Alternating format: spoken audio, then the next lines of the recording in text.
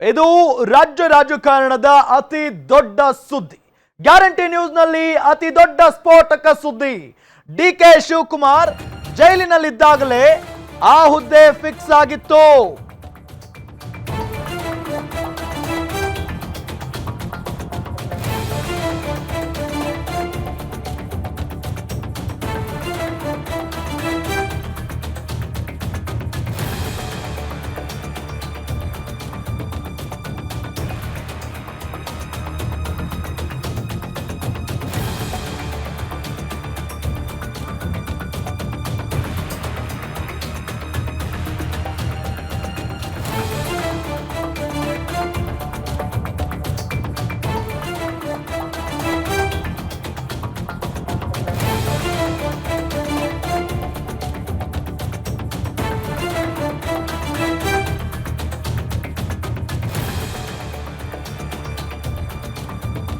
ಇದು ರಾಜ್ಯ ರಾಜಕಾರಣದ ಅತಿ ದೊಡ್ಡ ಸುದ್ದಿ. ಗ್ಯಾರಂಟಿ ನ್ಯೂಸ್ನಲ್ಲಿ ಅತಿ ದೊಡ್ಡ ಸ್ಫೋಟಕ ಸುದ್ದಿ ಗಮನಿಸ್ತಾ ಇದ್ದೀರಿ. ಡಿಕೆ ಶಿವಕುಮಾರ್ ಅವರು ಜೈಲಿನಲ್ಲಿದ್ರು, ತಿಹಾರ್ ಜೈಲಲ್ಲಿ. ಆಗ್ಲೇ ಆ ಹುದ್ದೆ ಬಗ್ಗೆ ಮಾತುಕತೆ ಆಗಿತ್ತು.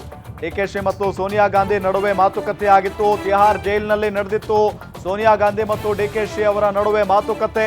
ಅಕ್ಟೋಬರ್ 23, 2019ರಂದು ಜೈಲಿಗೆ ಹೋಗಿದ್ರು ಯಾರು ಡಿಕೆ ಶಿವಕುಮಾರ್. ಅವರನ್ನ ಭೇಟಿ ಮಾಡೋದಕ್ಕೆ ಹೋದಂತಹ ಸಂದರ್ಭದಲ್ಲಿ ಸೋನಿಯಾ ಗಾಂಧಿ ಅವರು ಅವರಿಗೆ, ಅಂದ್ರೆ ಡಿಕೆ ಶಿವಕುಮಾರ್ ಅವರಿಗೆ ಮಾತನ್ನ ಕೊಟ್ಟು ಬಂದಿದ್ರು. ಯಾವಾಗ?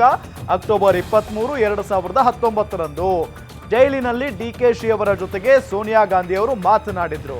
ನಿಮ್ಮೊಂದಿಗೆ ನಾವಿದ್ದೇವೆ, ಕರ್ನಾಟಕದಲ್ಲಿ ಪಕ್ಷವನ್ನ ಅಧಿಕಾರಕ್ಕೆ ತನ್ನಿ, ನೀವೇ ಕೆಪಿಸಿಸಿ ಅಧ್ಯಕ್ಷರು, ಪಕ್ಷ ಏನಾದ್ರೂ ಅಧಿಕಾರಕ್ಕೆ ಬಂದ್ರೆ ಮುಂದೆ ನೀವೇ ಸಿಎಂ. ಡಿಕೆ ಶಿವಕುಮಾರ್ಗೆ ಸೋನಿಯಾ ಗಾಂಧಿ ಅವರು ಈ ರೀತಿಯಾಗಿ ಭರವಸೆಯನ್ನ ಕೊಟ್ಟಿದ್ರಂತೆ. ನೀವೇ ಕೆಪಿಸಿಸಿ ಅಧ್ಯಕ್ಷರಾಗ್ತೀರಿ, ಪಕ್ಷ ಅಧಿಕಾರಕ್ಕೆ ಬಂದ್ರೆ ಮುಂದೆ ನೀವೇ ಸಿಎಂ ಆಗ್ತೀರಿ ಅನ್ನೋ ನಿಟ್ಟಿನಲ್ಲಿ ಸೋನಿಯಾ ಗಾಂಧಿ ಅವರು ಭರವಸೆಯನ್ನ ಕೊಟ್ಟು ಬಂದಿದ್ರು. ಸೋನಿಯಾ ಗಾಂಧಿಗೂ ಮುನ್ನವೇ ಡಿಕೆಶಿಗೆ ಭರವಸೆ ಕೊಟ್ಟಿದ್ರಂತೆ ಅಹಮದ್ ಪಟೇಲ್ ಅವರು. ಗ್ಯಾರಂಟಿ ನ್ಯೂಸ್ಗೆ ಹಜರತ್ ಅಬ್ದುಲ್ ಕರೀಂ ಸ್ಫೋಟಕವಾದಂತಹ ಹೇಳಿಕೆಯನ್ನ ಕೊಟ್ಟಿದ್ದಾರೆ. ಬಟ್ ಏನಂದ್ರೆ ಡಿಕೆ ಶಿವಕುಮಾರ್ ಅವರು ಸಿಎಂ ಆಗುವುದಕ್ಕೆ ಅಹಮದ್ ಪಟೇಲ್ ಅವರು ಇವತ್ತು ಇಲ್ಲ. ನಾನು ಅವ್ರ ಬಗ್ಗೆ ಮಾತಾಡಿದ್ದು ನೀವು ಇದಕ್ಕೆ ಅಧಿಕಾರದ ತಿಳ್ಕೊಬಾರ್ದು. ಇವರು ನಮ್ಮ ಡಿಕೆ ಶಿವಕುಮಾರ್ ಅವರಿಗೆ ಆರೋಗ್ಯ ತಪಾಸಣೆ ಮಾಡೋಕ್ಕೆ ಬಂದು ಆ ಸಮಯದಲ್ಲಿ ನಾನು ಇಷ್ಟು ಕಷ್ಟಪಡ್ತಾ ಇದ್ದೇನೆ, ನನಗೆ ಪಕ್ಷದಲ್ಲಿ ಏನು ಅಂದಾಗ ಆವಾಗ ಅಹಮದ್ ಪಟೇಲ್ ಅವರಿಗೆ ಮತ್ತು ಸೋನಿಯಾ ಗಾಂಧಿ ಅವರಿಗೆ ಡಿ ಕೆ ಶಿವಕುಮಾರ್ ಮೇಲೆ ತುಂಬ ಅಂತಃಕರಣ ಬಂತು. ಯಾಕಂದರೆ ಅಹಮದ್ ಪಟೇಲ್ ಅವರಿಗೆ ಅವರು ಎಷ್ಟು ಕಷ್ಟಪಟ್ಟು ಗೆಲ್ಲಿಸಿದ್ರಲ್ಲ, ಆದ್ದರಿಂದ ಅವರು ಅಹಮದ್ ಪಟೇಲ್ ಅವರು ಡಿ ಕೆ ಶಿವಕುಮಾರ್ ಅವರಿಗೆ ತಮ್ಮ ಮಗನಂತೆ ಕಾಣ್ತಿದ್ರು. ಆದ್ದರಿಂದ ಅವರು ಒಂದು ವಚನ ಕೊಟ್ಟಿದ್ದು ನಿಜ, ಅಶ್ಯೂರೆನ್ಸ್ ಕೊಟ್ಟಿದ್ದು ನಿಜ. ಏನು ನಿಜ ಅಂದರೆ, ಅವರು ಪಕ್ಷ ಅಧಿಕಾರಕ್ಕೆ ಬರುವ ಮುಂಚೆ ನಿಮಗೆ ಅಧ್ಯಕ್ಷ ಮಾಡ್ತೇವೆ, ಪಕ್ಷ ಅಧಿಕಾರ ಬಂದ ನಂತರ ನಿಮಗೆ ಸಿ ಎಂ ಮಾಡ್ತೇವೆ ಅಂತ ಅವರು ವಚನ ಕೊಟ್ಟಿದ್ದು ನಿಜ. ಅವರು ವಚನ ಕೊಟ್ಟಿದ್ರೆ ಇವರು ಡಿ ಕೆ ಶಿವಕುಮಾರ್ ಅವರು ತುಂಬ ಮುಂದಾಲೋಚನೆ ಇರೋ ವ್ಯಕ್ತಿ. ರಾಜಕೀಯದಲ್ಲಿ ವಿಟ್ನೆಸ್ ಇಟ್ಕೋತಾರೆ ಅವರು.